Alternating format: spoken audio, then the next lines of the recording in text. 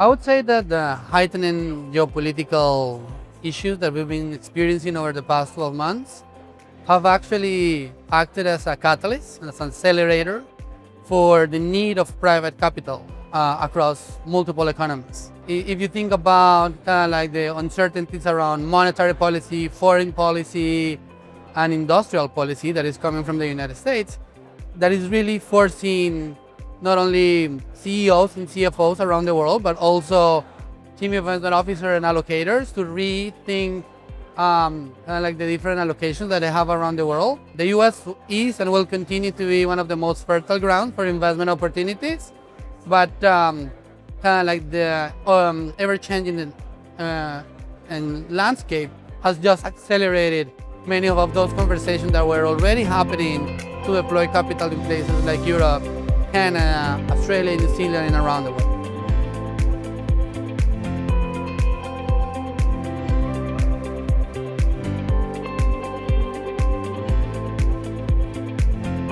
Market structure and size.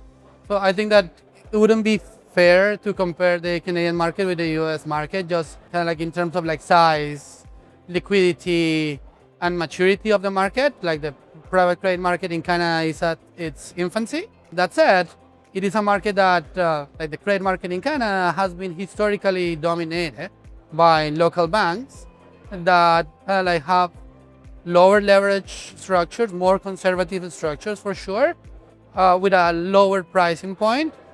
However, by kind of like being operating within the same construct for so long, I would argue that like the Canadian market is ripe for disruption and for evolution. The opportunity in these regions is huge. Going back to like the CEOs and CFOs of many of these large corporations are rethinking the use of private credit as a tool to drive growth, to drive capital investments. Kind of like categorize it like the private credit Pandora's box was open already. And now that like the C-suite is more comfortable with the solution, the providers, and the benefits that it can accrete to their business models, we're really finding very interesting opportunities.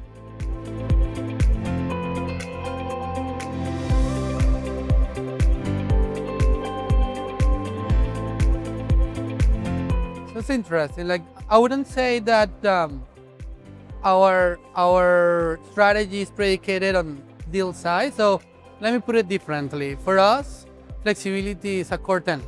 It's a core part of our strategy. And that flexibility can manifest itself in terms of like deal sizes. So for example, carve-outs of mission critical infrastructure assets that are massive in size. So the sheer size of the transaction creates kind of like a very interesting investment opportunity. But it can also manifest itself in situations where the companies require long-term patient capital. So things that are trying to or designed to navigate uncertainty with a long-term kind of like capital approach. So things like GP financing, NAV financing, and kind of like that.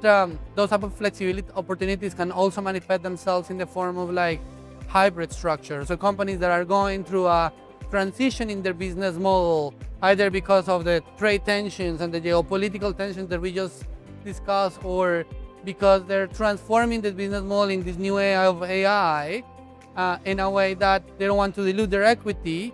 They want to tap on private credit opportunities that allow them to grow, but they want to do it in a way that is really seeking that 7 to 10, 15-year partnership.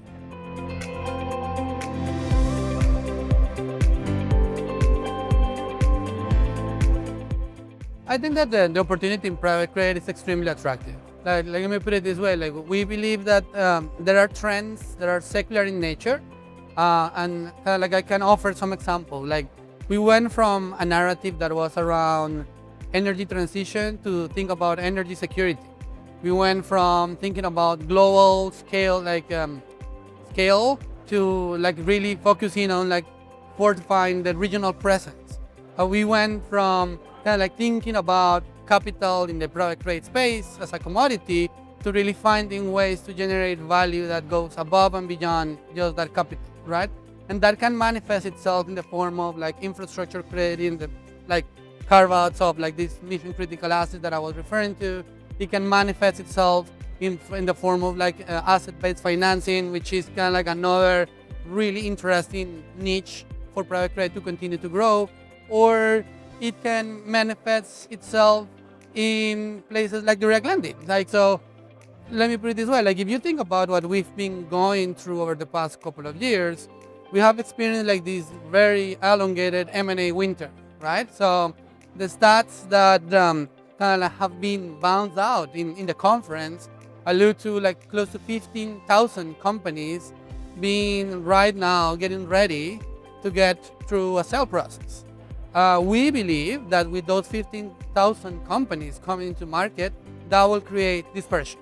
And in dispersion, we can find alpha. So even in direct lending, we believe that the opportunity is extremely exciting.